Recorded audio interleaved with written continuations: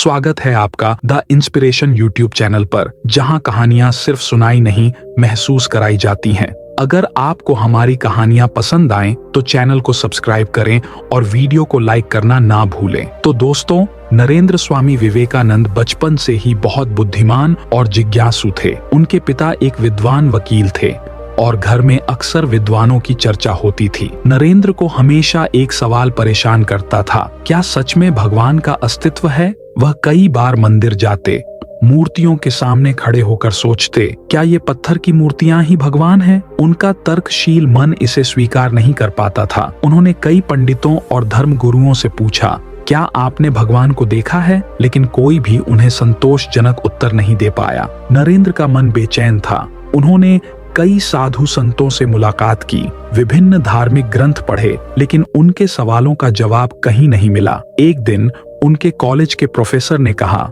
अगर तुम्हें ईश्वर के अस्तित्व का प्रमाण चाहिए तो दक्षिणेश्वर के रामकृष्ण परमहंस के पास जाओ। रामकृष्ण परमहंस उस समय के महान संत थे, जिनकी भक्ति और साधना की प्रसिद्धि दूर दूर तक फैली थी। वह काली माता के अनन्य भक्त थे और कहते थे कि उन्होंने देवी का साक्षात दर्शन किया है। नरेंद्र अपने मित्रों के साथ दक्षिणेश्वर पहुंचे। वह सीधा रामकृष्ण के पास गए और बिना किसी भूमिका के पूछा, क्या आपने भगवान को देखा है? यह सवाल सुनते ही रामकृष्ण मुस्कुराए और उनकी आंखों में एक दिव्य चमक आ गई। उन्होंने उत्तर दिया, हाँ, मैंने भगवान को वैसे ही देखा है जैसे मैं तुम्हें देख रहा हूँ, और उनसे बात भी की है। नरेंद्र चौंक गए। यह पहला व्यक्ति था जिसने बिना झिझक के ऐसा उत्तर दिया। उन्होंने उत्सुकता से पूछा, अगर आपने भगवान को देखा है तो मुझे भी उनका दर्शन कराइए। रामकृष्ण ने कहा, जब समय आएगा तब तुम्हें भी दर्शन होंगे, लेकिन पहले तुम्हें अपने अहंकार और शंकाओं को त्यागना होगा। नरेंद्र को यह बात समझ नहीं आई,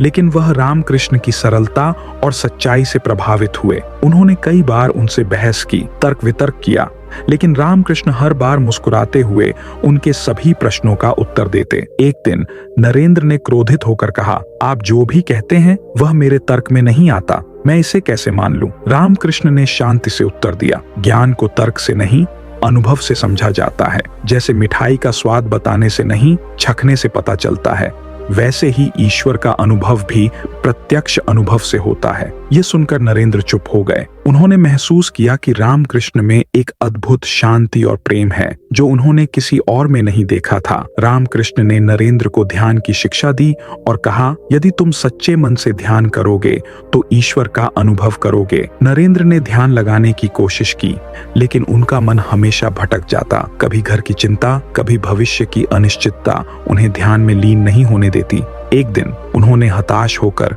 रामकृष्ण से कहा, मेरा मन स्थिर नहीं होता, मैं ध्यान नहीं कर पाता। रामकृष्ण ने हंसते हुए कहा, जब तक मन संसार की वस्तुओं में उलझा रहेगा तब तक ईश्वर का अनुभव नहीं होगा। अपने मन को शुद्ध करो, लालच, क्रोध और अहंकार को त्यागो और प्रेम पूर्वक ध्यान करो। नरेंद्र ने गुरु की बातों को गंभीरता से लिया और निरंतर अभ्यास करने लगे। एक दिन ध्यान के दौरान उन्हें अनुभव हुआ कि उनका शरीर हल्का हो रहा है और उनकी आत्मा एक दिव्य प्रकाश में लीन हो रही है।